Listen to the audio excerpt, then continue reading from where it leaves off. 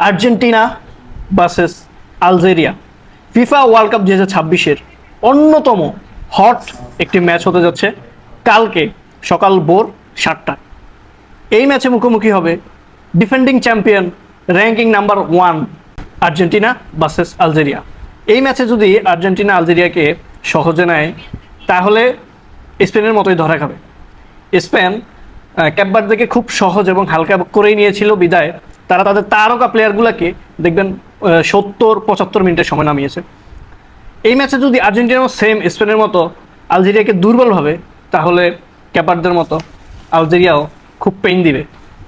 আমরা জানি Argentina FIFA rank 1 এবং আলজেরিয়া ফিফা র্যাঙ্কিং 28, সুতরাং বোঝাই যাচ্ছে একটা মোস্ট ড্রামাটিক ম্যাচ হতে যাচ্ছে কাল সকাল 7টায়।